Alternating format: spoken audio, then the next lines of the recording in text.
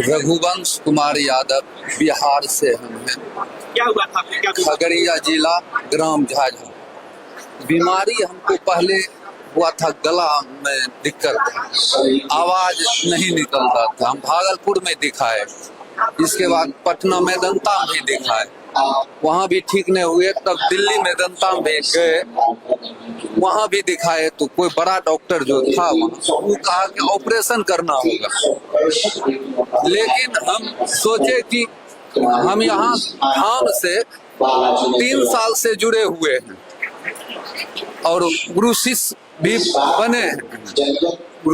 तब याद आया कि एक बार हम धाम जाते हैं, गुरु जी से मिलते हैं, इसके बाद ऑपरेशन हम करा लेंगे। तो हम आए धाम, गुरु जी से इसी हॉल में मिले जैसे अभी बैठे हुए हैं गुरु जी। 1.5 महीना पहले आए, गुरु जी को हम बोले कि गुरु जी, जो हम बागेश्वर शिष्य हैं, लोग हंसता है कि देखिए बागेश्वर शिष्य के में क्या हो गया, दूसरी बीमारी के नहीं पूछ रहा था कि ऐसा कर्म किया होगा, इसलिए गुरु शिष्य को क्या हो गया, लोग हंसता है। तो गुरुजी अपने मुख से बोले कि जाओ तुम 28 दिन के बाद तुम जांच करा लेना, इसके बाद। संजोग हम तो इंतजार में थे कि 28 दिन कब आवे।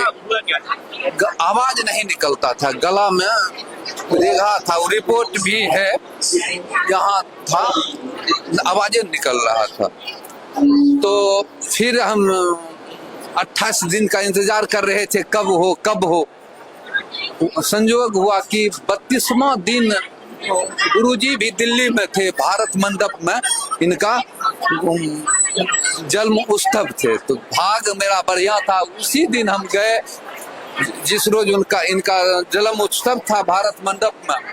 हम मेदंता में गए और फिर चेकअप करवाए। तो चेकअप करवाने के बाद डॉक्टर बोला ये तो नॉर्मल है। ये तो मैंने डॉक्टर आश्चर्य माने, जो कि नॉर्मल डॉक्टर से फिर चेकअप करवाए। तो बालाजी की कृपा है, दूसरा का क्या। नहीं, ऑपरेशन करना होगा, ये बोला था ऑपरेशन करना होगा। कितना खर्च कर चुके थे?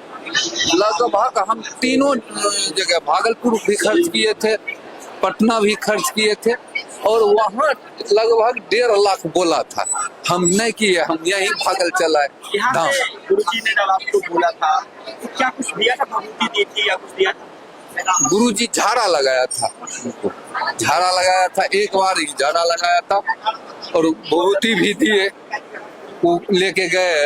हम रात में लगाते थे इसमें, धीरे धीरे ऐसे हम यहाँ से जाने लगे, ट्रेन में हमको आसान बुझा रहा था। अब कैसी स्थिति है? अब बिल्कुल सही है। 100% या 95 तनी कभी कभी शंका लगता है, लेकिन 95 तनी 2-4% लगता है गला। तो हमको तो कंफर्म है कि बालाजी जो करे। कुछ यहाँ पे ऐसा तो नहीं कि यहाँ भी कुछ दक्षिणा लगी हो? ना सर, ऐसा कभी नहीं होता है किसी के साथ। मेरे साथ क्या होगा, यहाँ दक्षिणा मांगने का कोई सवाल ही नहीं। जो खुशी से जिसको होता है वो देता है, लेकिन हमें अपना प्राण खाने, जब भी शादी होता है मैं दान करता हूँ। और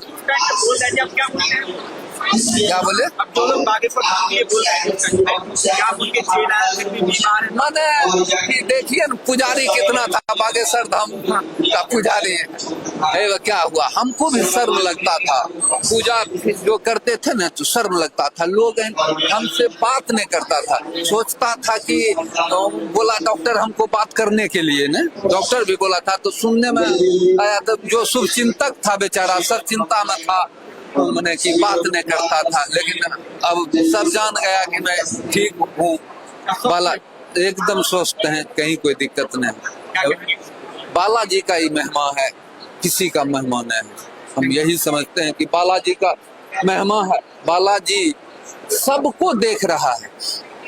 हम यहाँ क्या कर रहे हैं देख रहे हैं, क्या करेंगे वो भी देख रहे हैं। जो मार्गदर्शन देता है वह अच्छे देता है। मैं उम्मीद करता हूं कि बालाजी पर जो श्रद्धापूर्वक ध्यान देगा, इसका विचारधारा पर चलेगा, उसका कभी अनहित नहीं हो सकता है। मैं बोल रहा हूं सीताराम, जय सिया राम।